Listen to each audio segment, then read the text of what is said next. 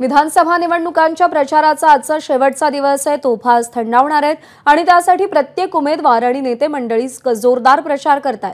वांद्रे पश्चिमचे भाजपचे उमेदवार आणि मुंबई भाजप अध्यक्ष आशिष शेलार यांच्याकडून आज प्रचार रॅलीचं आयोजन करण्यात आलं होतं। या रॅलीमध्ये अनेक मराठी कलाकार सहभागी झाले होते। तर प्रचारातल्या सेलिब्रिटींशी चर्चा केली अभिषेक मुठाळे यांनी। आपण सध्याला बघतो आहे की ही एकूण प्रचार रॅली आहे आणि या प्रचार रॅलीमध्ये वैभव तत्वादी असेल, अमृता खानविलकर असेल, असे काही सगळे कलाकार जे आहेत मराठी कलाकार हे सगळे आशिष शेलार यांना पाठिंबा देण्यासाठी आपल्याला उतरल्याचं पाहायला मिळतं। वैभव तत्वादी आहेत, आपण त्यांच्याशी इथं बातचीत करण्याचा प्रयत्न करूया। तुम्ही स्वतः प्रचारात उतरला आहात, कशा प्रकारे बघताय मागील 5 वर्षाच्या राजकारणाकडे? मराठी कलाकार हे क्वचित बोलतात असं बोललं जातं, राजकारणाबद्दल कशा प्रकारे बघता?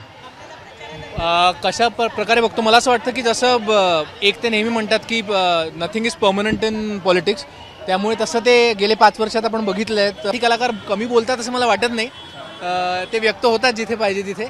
आणि मी एक तुमच्या माध्यमातून मी सगळ्यांना विनंती एवढी करीन की 20 तारखेला ही सुट्टी नाही आहे, कृपया जाऊन मतदान करा।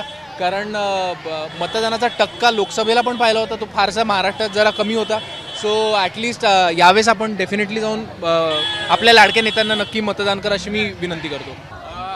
एकूण कुठेतरी सुसंस्कृत राजकारण हे हरपत चाललंय का?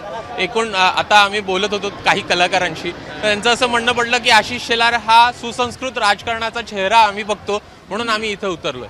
नाही, हे मात्र खरं आहे की पक्ष कुठलाही असो, पर्सनली आशिषजींना कधी पण आपण तुम्ही कुठलाही आता कलाक्षेत्रात किंवा ते क्रीडा क्षेत्रामध्ये आहे किंवा क्रिकेटमध्ये पण आहे, पण कलाक्षेत्राच्या विशेषतः मराठी कलाकारांवर त्यांचं खूप प्रेम आहे। आणि कधीही काहीही अडचण शूटिंगच्या संदर्भातली असली किंवा अजून कुठल्या संदर्भातली असली कलाकारांना, त्यांना कधीही फोन करा, त्यांनी ॲक्शन म्हणजे ताबडतोब अर्ध्या तासाच्या आत त्यांची ॲक्शन सुरू होते।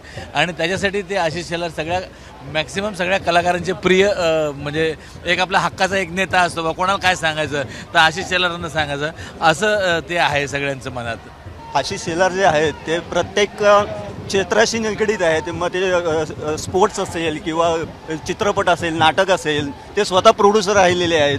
त्यामुळे जवळपास इंडस्ट्रीमधले खूप जण चांगल्या परिचयच आहेत त्यांच्या आणि चांगले मित्र पण झालेत आणि त्यांना पाठिंबा देण्यासाठी आम्ही आज इथे आलेलो आहोत। म्हणजे जे रोजगार करणाऱ्या महिलांसाठी त्यांनी मोबाईल वॅन केली जिथे ते एक्सरसाइज करू शकतात, इतर लोक लाजतात तिकडे, म्हणून एक चालतं फिरतं एक मोबाईल केलेला आहे।